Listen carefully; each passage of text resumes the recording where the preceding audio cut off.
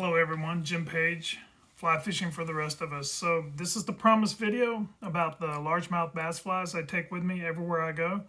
It's been a few days since I've posted. My wife's been out of town. I've had dog duty, job duty, and like we said before, those of us who in the regular world, you get up in the morning, you take the dogs out, you feed the dogs, you make yourself breakfast, you go to work, you come home, take the dogs out, feed the dogs, make yourself some dinner, your day is shot. Talk to the wife, she's out of town, the day is shot. Sorry for straightening my glasses. So it's been a couple days, been meaning to get this video out sooner. These are going to be the largemouth bass flies that I take anywhere I go. This generic set. I also use these on spotted bass. The smaller versions can be used on shoal bass, coosa bass, red-eye bass, smallmouth bass. All of these flies work, I think, pretty much anywhere you go where there's bass. Just change the sizes, change the colors, but I'm pretty comfortable with this. So start off, let's go with one of the flies we also had on my saltwater list, the Lefty's Deceiver. The chartreuse and white is a standard color, works in saltwater, works in freshwater. If you buy them with a saltwater hook, a stainless steel or a saltwater hook, you can use it in freshwater and saltwater. So you can use one fly in two places. Chartreuse and white is one of the standard colors, especially for bass and especially in dirty water, ponds, small lakes. The all black Lefty's Deceiver, little purple flash. You can buy these readily in any of the big box or fly shops. All black Deceiver is a great fly. This is on a 2/0 hook. The chartreuse and white one was on a 2/0 hook also. If you can find them, if they're in your fly shop or on an online store, don't be afraid of going with some other colors. You know, panfish come in olive and yellow, purple and olive, orange and blue and olive. So I showed you this fly. This is a much bigger Lefty's Deceiver. I don't think you can throw too big of a fly for largemouth bass, especially places like Texas Lake Fork, Lake Okeechobee, the Kissimmee chain of lakes in central Florida, Lake Seminole, Lake Eufaula. There's some places you can throw some pretty big flies for bass. This one I tied. Sorry, I told you I wouldn't show you flies that you couldn't buy at a store. This one is tied to look like a red breast. It's got the orange, the bright blue on the side, olive, and then some peacocker on the top. This is a 2/0. I would actually, for a largemouth bass, I would not be afraid, especially if you're throwing a 9 weight. I would not be afraid. This is on a 2/0 hook. I'd tie this on a 5/0 hook and put even more feathers and deer hair on it and make it even bigger. I've had largemouth bass take panfish the size of my hand. Been throwing my 5 and 6 weight for panfish, hook a panfish, and had a bass come take panfish the size of my hand or bigger than my hand when I was trying to get them in. So, you know, largemouth bass eat everything. They eat other fish, they eat frogs, they eat baby alligators, they eat various water snakes, they eat wading birds. There's been pictures I've seen of largemouth bass. You look down their gullet, they've got birds' feet sticking out. They eat baby ducks, baby muskrats. They'll eat just about anything they can get in their mouth. And you have to think, a largemouth bass over 4 pounds has a mouth that I can get my fist in. A largemouth bass over 10 pounds, I could just about get 2 fists in their mouth. So they'll eat anything they can get in their mouth. They're not shy.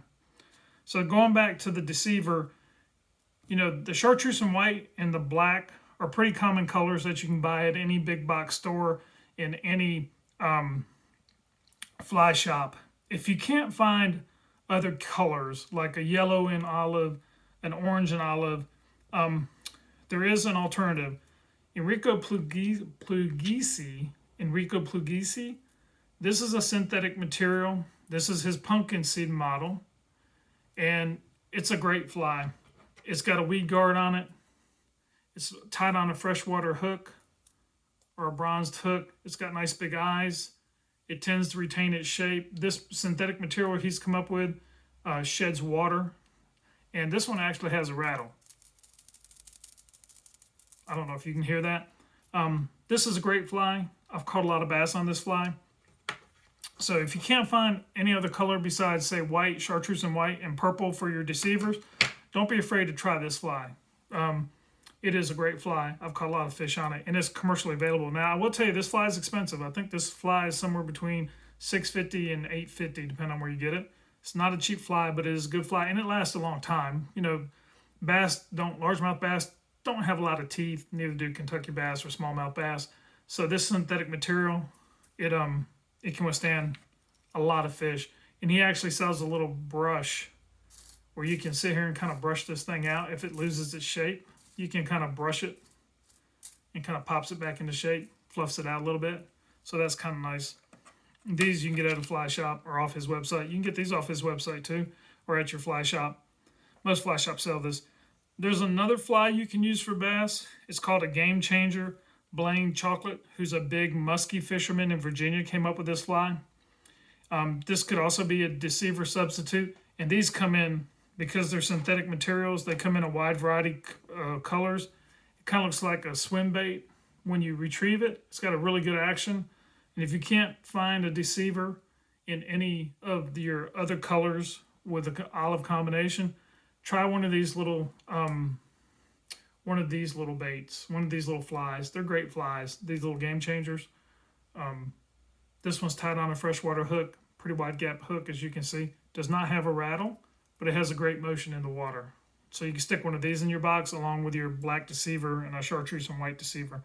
And like I said, don't be afraid to use your black deceiver and your chartreuse and white deceiver in saltwater. I really wouldn't use this in saltwater.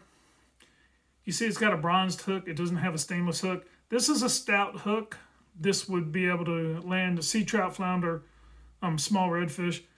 I'd be a little worried on this hook on a 40-pound redfish. I'd be a little worried on this hook on a 20-pound jack crevelli. I'm sure it probably would hold up, but bronze hooks tend to rust faster, which some people like that, because if you leave a hook in a fish with this bronze hook rusting out faster, would be rust out from the fish faster. So we talked about your deceivers and possible substitute with your Puglisi minnow or your Game Changer. The next fly that I think is a really good bass fly and I take everywhere with me is another same off your saltwater list. It's your red and white hackle fly or your seducer. You can get the red and white hackle fly or the seducer in most of your fly shops and big box stores. Don't be afraid to use other colors if they have them. Olive is good. Solid olive is good. Yellow front with olive back is good. Orange front with olive back is good. Typical panfish colors. Purple and black in this fly is really good for bass. It's really good for tarpon. Tarpon pick up purple and black and chartreuse first in their color spectrum that tarpon see. But this is a great fly, and you can try the other colors. And if you get it on a stainless saltwater hook, you can use it in saltwater and freshwater. Double duty there. So going on, another fly that's double duty, saltwater and freshwater, would be your Clouser minnow. Can't go wrong with a Clouser minnow. Clousers catch everything. I have a running joke with my friend of mine who lives in Central Florida, Redfish Chuck. He doesn't really fish Clousers, and I fish them a lot, and I always kid on him. I'm like, well, Clousers catch anything. You should tie some easy. He goes, I'm not going to tie them. They're too easy to tie. I like easy ties. This white is a color you can get in any big box store or any fly shop. White with a little bit of red on the front. A little bit of red really helps. White's a great color. Black's a great color. Black and purple. You can use the black or black and purple in saltwater also. The white you can use in saltwater. Always take a chartreuse and white with me, either with red, yellow, or chartreuse eyes, does not matter. If you can get these in yellow and olive, tan and olive, those are really good combinations also, especially tan and olive. If you can find some Clousers and tan and olive, grab one or two and take them with you always. So we've got our deceivers, our Game Changers, the Puglisi minnow, the seducer or red and white hackle fly or Clousers. The next fly is also another double duty fly. We talked about it on the saltwater flies. This would be the Whistler. Dan Blanton invented this out on the West Coast. It's a great bass fly. It pushes a lot of water. The colors I like, you can usually get this in red and white, red in the front, white in the back, all black, and olive. But if you get one with red in the front, white in the back, and then all black, that's all you need. Other colors are optional. You don't need them. Another fly I always take with me, it's a double duty fly, is the Bendback. Now, in salt water, you can use white and chartreuse. You can use purple and black. I tell you, for freshwater, for largemouth bass, I usually only take this olive and tan. If you can find an olive and tan, grab it. If you can't, grab a purple and black. This one is olive and tan with a little peacock curl on the top. This is a great fly. You can throw it up in some pretty weedy, snaggy conditions. And if you get it wrapped around a weed or wrapped around a branch, if you jerk on it real hard, it's just going to spin and bury into the branch or bury into the weed. But if you gently tease it, just sneak it across or climb it across real slow, usually the bucktail protects the hook point and you can drop it off. And really, if you can get a tan and olive one. Now in saltwater, I like brown over tan. I like olive over tan. But for freshwater, for largemouth bass, just the olive and tan is all you need. So another item that's a dual use item is your popping bug or topwater. You need to have something for topwater for largemouth bass. It's probably the best way to catch them. There are a gazillion types of topwater flies. You can use one of the same flies we showed in the saltwater video. It's just a double barrel popper. It's just a straight popper. Notice there's no hackle. It's just a little chenille wrapped here to perform a transition between the tail and the head. This has got a synthetic tail. It's on a saltwater hook. You can use a stainless hook for largemouth bass, just like you can anything in saltwater. It won't hurt it any. So it's a double use fly. Another one is the gurgler, like we talked about. Most saltwater poppers, I don't really care if they have legs or not, but this gurgler is really good down in the Everglades. It's also good for bass. I would carry this in white and black. This tan doesn't hurt either. Olive doesn't hurt, but if you can only find them in white and black, that's fine. This will work for bass. It also works in saltwater. I'll just show you some other example of poppers, hard body poppers. Here's a black and purple popper for bass. It's got legs on it. See the legs there? It's the same. It's a double barrel popper.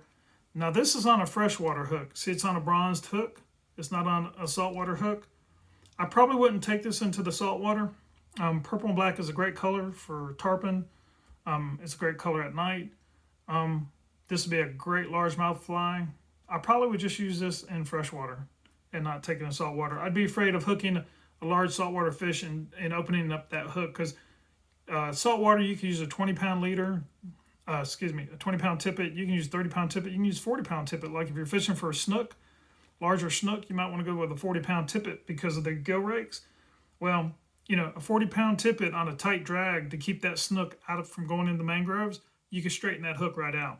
Largemouth bass, you have to hook a pretty big bass to straighten that out, which is always the goal.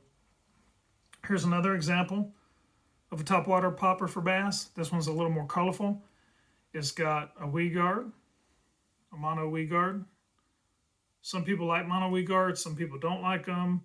Some people like wire weed guards. I can use either. I don't have a preference. This one's got little legs on it. Now you see this one's got some nice hackle on the back. It's got a little marabou in the middle to help the hackle stand out. But this one has a hackle spun around it. This is probably a hen hackle. This is probably cheap strung neck hackle. And some people don't like these because that helps, it inhibits your cast. It puts more air resistance into your cast. If you use a good weight forward floating bass or redfish line, you're not going to matter. This one also is tied on a freshwater hook. As you'll see, it's bronzed. I probably would not use this in saltwater. Now, there's a class of topwater baits called sliders, and they're really, really effective on bass. They're really, really effective on snook. Largemouth bass really like these sliders. You can get them out of hard body, and you can also get them out of deer hair. And most of these poppers that I'm showing you, you can also buy these in deer hair. I like a deer hair bug for largemouth bass. As we said before, bass will eat muskrats, they'll eat wading birds. So when you have a top water made out of deer hair, here in the front is deer hair. This is marabou, which is turkey quill, or the breast feathers off a turkey. And you've got some hackle here. All these materials feel very natural to a bass. They feel like natural prey. I don't think this hard body popper with the synthetic tail, I don't think that feels like a natural prey item to a bass, a largemouth bass. I'm sorry for saying so much. But this, I've had bass grab these deer hair bugs, either popping bugs and sliders. I've had bass grab them. Of course, me not paying attention at the time, I've had bass grab them, and I'm looking away, and then I turn back, and then my popper's gone, or my slider's gone. And I'm like, where'd it go? And the bass had it, took it under, similar to a soft plastic bait. You know, they take these and they hold on to them. They don't let go of them, which gives you more time to set the hook, which is great. Of course, you know, these are not going to last as long as a hard body popper or a hard body slider. But I think these are really great. And you can buy these in any big box store, any fly shop. Colors, of course, this is a frog color. Bass love frogs. So this olive yellow, olive and tan, purple and black, solid white. White with a red head will work for bass, but it's also a good, great snook fly. A snook will take these sliders too. The one thing about a slider made out, or a popping bug made out of deer hair, let me show you. When you use these, you really need to treat the head of it, coat the head with the fly floatant. Now, even those popping bugs that are packed very tight, the deer hair is packed very tight, still deer hair eventually will get waterlogged. So fly floatant, you know, one of the old standards is called gink. And let me tell you a couple of tricks about this gink that people don't talk about. One, there are people who go into fly shops who like to play practical jokes, who will take this lid and they'll loosen it up a little bit. And so the first time you grab this, if you don't check it, first time you grab this, turn it upside down and squeeze it to get some of the floating out, the lid comes off and you've got half a bottle of floating everywhere. And this stuff's, it's kind of oily. So if you get it on your fly fishing equipment or your clothes, you kind of have a mess. And I don't know why people think that's funny, but there's some jokesters that go to some of the fly shops and they do that, and it's kind of annoying for the rest of us. So when you buy this gink or whichever brand, there's about 5 or 6 brands on the market. Check the lid, make sure it's tight. Now, if you remember on the saltwater video, when you buy a leader from a store, it comes in the little plastic bag. Well, this is a great use for this. Is you take your fly floating and you put it in your plastic bag and zip it up. So when you're carrying it, if it starts to leak, it's not going to leak on your vest, it's not going to leak in your bag, it's not going to leak in your luggage. A little travel tip, this is considered a liquid when you go on an aircraft. So if you put this in a bag and put it in your shower kit with your shower items, then when you take it out to go through security, you're good to go. Don't leave this in your bag and go through security because it's a liquid. And most people, most TSA agents don't know what gink is. They don't know it's it's not harmful. So do yourself a favor, keep it with your shower kit, or make sure you have it in place when you go to security. You can pull it out and put it with your shower items. I don't think they'll take this from you in security, but you don't want to risk it. The other part of this is kind of a gel. In the South, in the summer, when it gets hot, this no longer is a gel, it becomes a liquid. So if you take the lid off in late May, June, July, August, first half of September, and you go to squeeze it on your bug, your fly, guess what? Because it has gone from a gel to a liquid, it's all going to come out.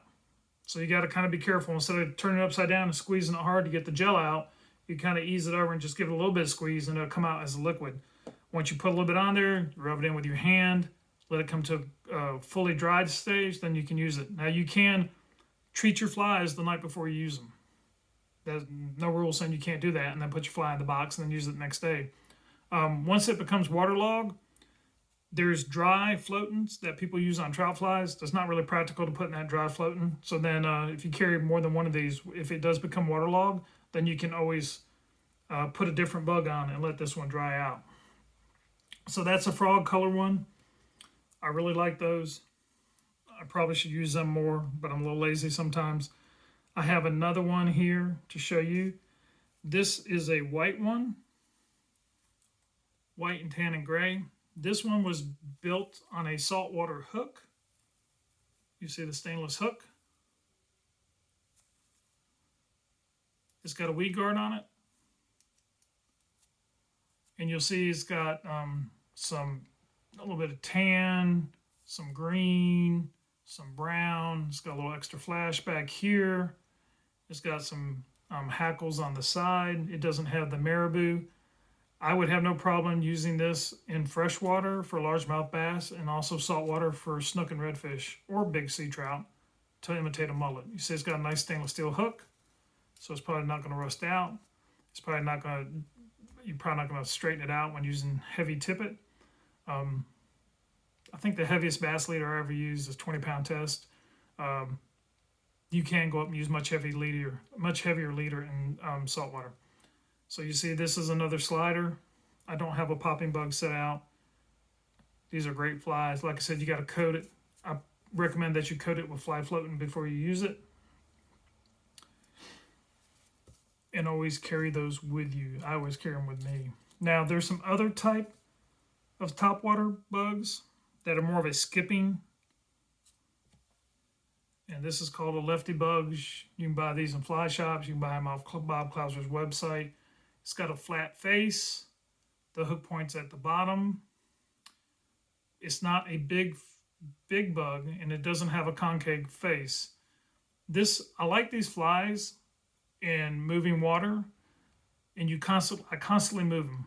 Pop, pop, pop, pop, pop, pop, pop, pop, pop, pop, pop. I don't let them sit. When you have a fly like this with rubber legs, see the rubber legs on the side? Let me put it in front of my blue shirt. You'll be able to see it better.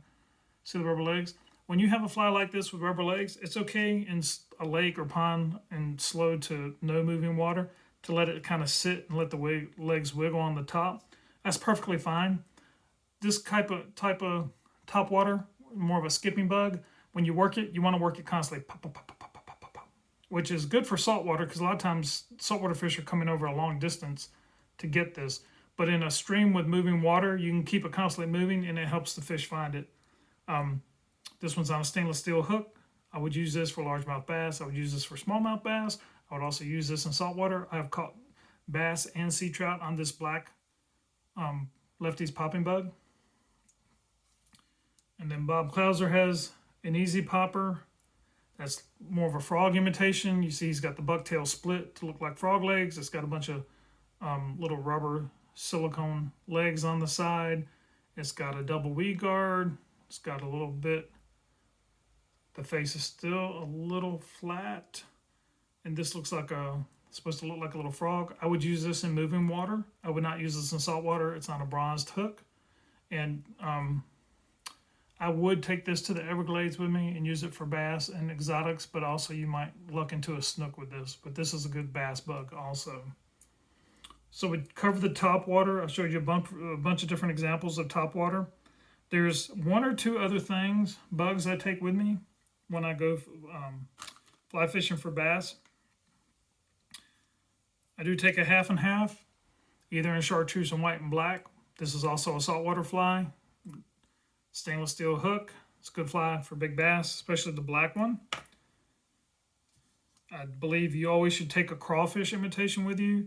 This is the Clouser crawfish. There's a gazillion different crawfish imitations or crayfish imitations out on the market.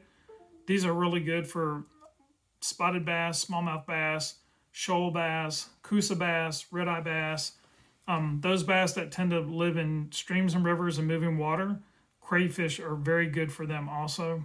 In lakes and ponds, I don't use this particular crayfish imitation.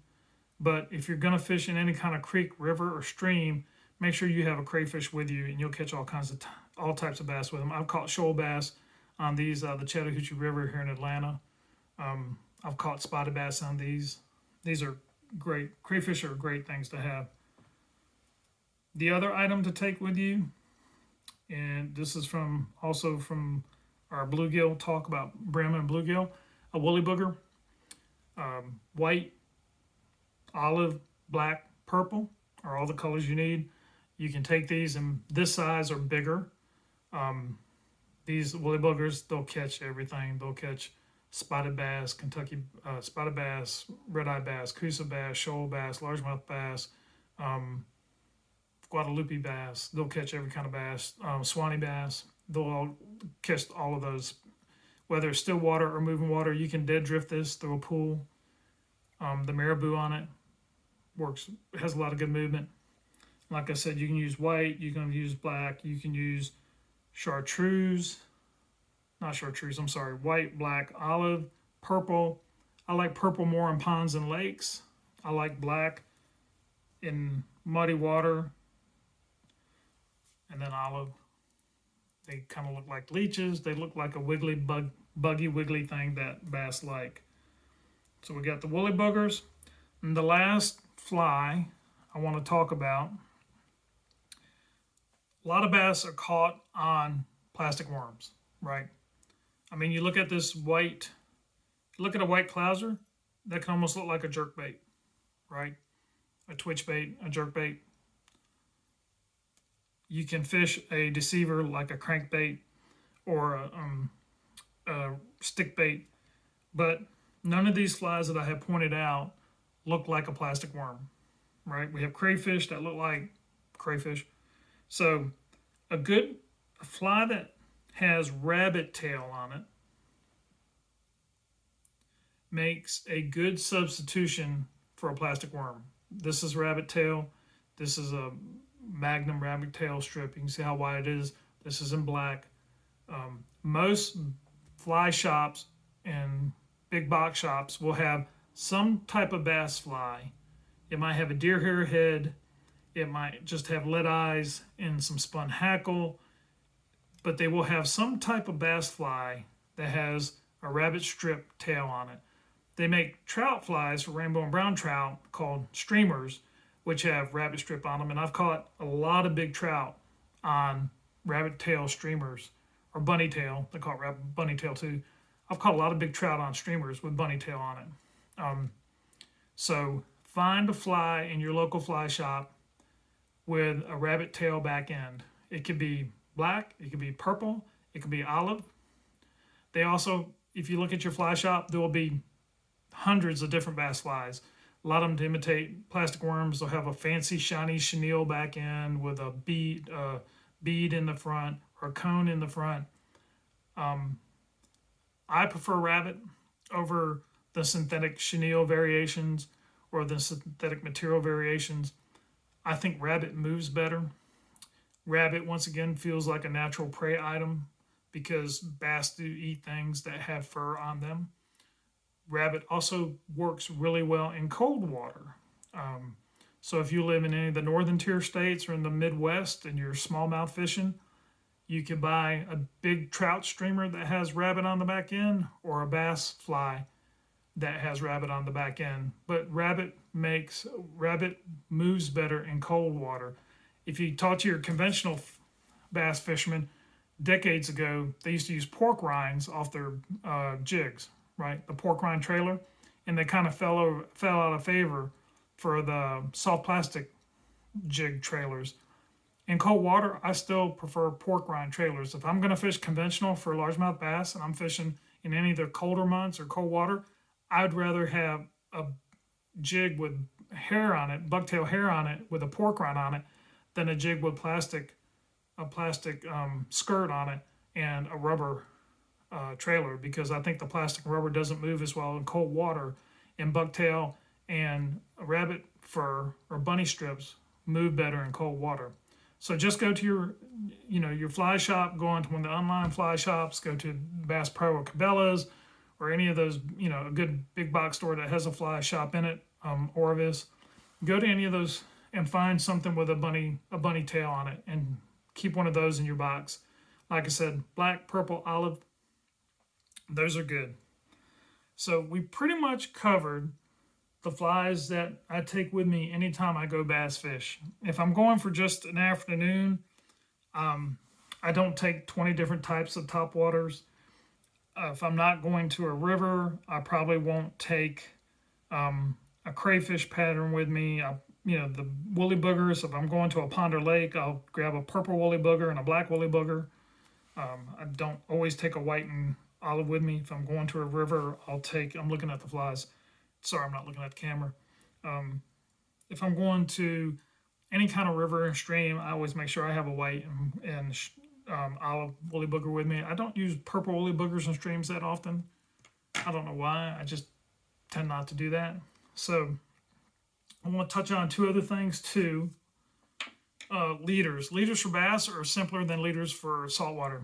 You can go to any fly shop or big box store or online and get a leader and it says bass. It's just that simple. Some bass are not leader shy, some bass are. So a 6 foot to 9 foot leader will be just fine. If you're in the deep south, you probably want to go with a 20-pound test tippet. If you're in the northern states and if you're in the upland lakes like Lake Lanier, some of the lakes up in the Appalachian Trail where there's not a lot of vegetation, you might be fishing around some docks, you might have some trees blow down in some coves, but the predominant feature of the lake is more humps, deep water humps, and not a lot of structure, no lily pads, no cattails. You go to Florida or Texas or Louisiana, you have a lot of different types of aquatic vegetation. You have a lot of lay down trees. If you go to Lake of the Ozarks is another good example of those highland lakes, highland reservoirs that are up and the bottom is predominantly clay and there's not a lot of aquatic vegetation and you're fishing offshore humps or you're fishing in coves around docks or trees that are laid down. You're fishing depth changes, but you go down to Lake Okeechobee, there's cattails and lily pads everywhere you go and hydrilla and all kinds of aquatic vegetation.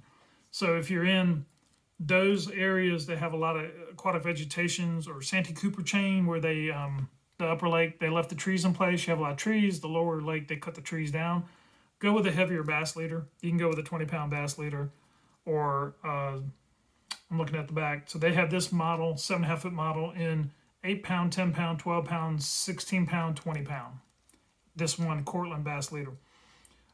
If you're in a river fishing for small bass, little coosa bass, little spotted bass, bass say under 18 inches long, or where a river fish, you might have a really big river fish as a bass that's 18 inches long. Red-eye bass and coosa bass, Bartram's bass, Swanee bass, they don't tend to get as big. You could probably drop down to an 8, 10, or 12-pound leader. What I would tell you is throwing this big slider on an 8-pound leader is not going to be fun. Throwing this big slider on a 20-pound leader is going to be a lot more pleasurable. Throwing this big slider, this big dare hair pop bug on a 5-weight, not going to be a lot of fun. Throwing this on a 9-weight, not a problem. If you're one of the folks who live in the big trout states that we talked about, and I did leave Utah off that list, my apologies. Didn't want to offend anybody. But if you end up with a 5-weight and an 8-weight, throwing this on an 8-weight might be a little challenging. Throwing this on an 8-weight, not a problem. Any of these other top waters I showed you on an 8-weight is not going to be a problem. Throwing this on a 9-weight is going to be a lot more pleasurable than throwing it on an 8-weight. As you become a more proficient caster, you can throw anything on an 8-weight or 7-weight. But when you're first learning, try not to get a fly that's so big that it makes it really hard for you to cast. It's going to be a little frustrating. When you become proficient, that's not a problem. As always, you can go buy a leader. Like we said, get a bass leader. You can tie your own leader. Like we said, on a 9-weight, you can use 40 or 50-pound butt and then take it down to 30, 25, 20. Very simple. Sharp hooks. Sharpen your hooks. Sharpen your hooks. Sharpen your hooks. Anytime you touch a rock, anytime you snag it on a limb, anytime you snag it on a stump, anytime you catch a bass, anytime you catch a catfish, because Clousers will catch catfish. Clousers catch everything. Wolly Buggers will catch catfish. Crayfish patterns will catch crayfish patterns will catch catfish. Channel cats. Sharpen your hook. If it doesn't stick into your fingernail, it is not sharp enough. Sharpen your hook. Always have a file or a hone with you. The floating, if you get deer hair bugs, poppers, or sliders, get yourself some floating, put it on, let it dry before you use it. Check the lid, make sure a jokester hadn't loosened up the lid. If you're traveling, make sure that you take it out as you go through security. And then, like I said, you can use these forceps on largemouth bass. Most of those hooks are not too big. These, of course, have the cutters in them, like I told you. You know, take a knife or take some cutters with you, something to cut. Nips, cutters, knife. Take something to cut your leader. Don't use your teeth. You get older, you never use your teeth, but don't use your teeth. We all did it when we were young. Biting through 20-pound mono is not good. If you're tying your own leader, trying to bite 40-pound fluorocarbon is really not good. Don't do it. So I'm going to try to spin the camera and show you these flies laid out. You don't need all these flies at one time. Like I said, a lot of these flies, if you find them on stainless steel hooks, you can use them in saltwater and freshwater. Rinse your flies off at the end of the day. Do not put wet flies in your box. If you're using a fly in saltwater and freshwater, never, ever, ever, ever, ever use a fly in saltwater and put it back into your box wet. At all. Ever, ever, ever. Oh, sorry about the close-up. That was pretty ugly. All right, let me see if I can spin this thing. Give me a moment. Maybe I can't. No, I can't spin it without turning it off. So I'm just going to spin the camera the old-fashioned way. So we're still on the front camera. All right. Over here, I know this is a horrible angle, but I have to stop the video to spin to the back camera. Is everyone seasick now? Is everyone getting dizzy? Hopefully not. All right, your Deceiver black, great fly for bass. Deceiver chartreuse and white, good for fresh and saltwater. Different color if you can find them, yellow and olive, orange and olive. If you can't find this, you can get a Game Changer, commercially available. This one's almost like a yellow perch. The Puglisi minnow, he has a Pumpkinseed and a Bluegill model. This has a little rattle in it. I prefer the fly with the rattle. You can get one or two of these and fish them and catch you can catch a lot of fish on this synthetic material fly. I had one of these one afternoon. I think I caught over 20 bass with it.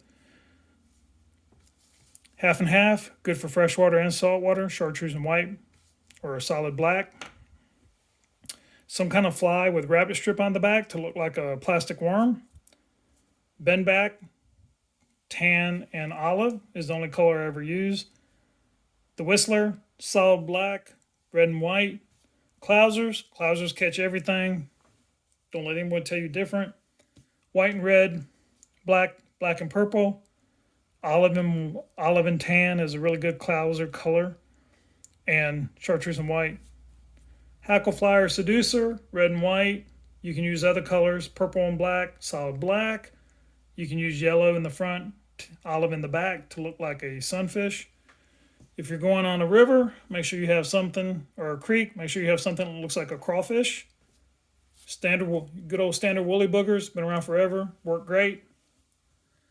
And then your top waters over here. Let me see if I can get them. I know this is horrible camera angle.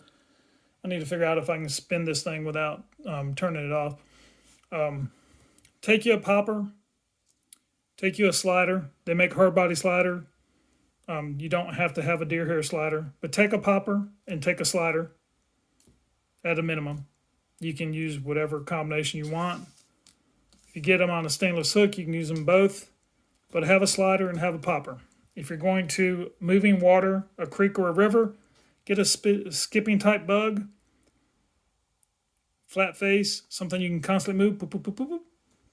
Black is good at night. One of the old standards in conventional fishing is a black hula popper. or a black jitterbug. And especially the black jitterbug at night, people throw it out and constantly move it because at night it's even harder for bass to track a fly. So even though during the day you'll throw a purple and black and pause, twitch, pause, twitch, pause, twitch, twitch, pause. At night you want to constantly move it. So at night I would take this popper and just constantly pop, pop, pop, pop, pop, pop, pop, just like a jitterbug, so the fish can find it. This one, of course, is the same thing for moving creeks and rivers. It's got the flat face. It's a skipping type bug. This one's designed to look like a frog. So that's it. That's all you need. There are a gazillion bass flies. It is amazing to me the creativity that people have come up with for largemouth bass flies. It really is. There's so many largemouth bass flies out there, it's overwhelming. Do you need them all? Nope. Will they all work? Probably. Bass who are unpressured are not as selective. They eat anything that they can get in their mouths. So, have fun with it. Experiment with it. If you see a bass fly you like, I just like the way that looks. Well, try it. There's no rules in fly fishing, right? It's America. You can do whatever you want still at this time. But try it. Do something. Experiment with it. Experiment with the colors. I've seen one of the guys I follow on Creek Fishing Adventure. He's been catching a lot of bass on a trick worm that is orange and pink. I have no idea in nature what is orange and pink that is trying to imitate, but he catches a lot of bass on it, and it's orange and pink. So there you go. Don't be afraid to try something new. You don't have to buy a gazillion flies. Get your few basics and change the colors out and have fun with it. So that's all I have for the bass flies I always take with me. I keep them in my box. I just take them with me no matter where I go. Doesn't matter if I go to the Midwest, to the Deep South, to Texas, to the Northeast. I always have these flies with me, and they have proved effective everywhere I've gone. So thanks a bunch for watching. If you'd like to subscribe to the channel, great. If you want me to talk about something specific, leave me a note in the comments. I'm going to be going over some fly line videos, some more discussions about fly rods and fly reels. I'm going to talk a little bit about leaders. Remember those other channels that have some really great information in them. If I can figure out how to link those channels to my channels, I will. I don't know if the YouTube has, you got to have X number of subscribers to link channels. I have to figure that out. So more videos coming out soon. Thanks for your time today, and keep your hooks sharp.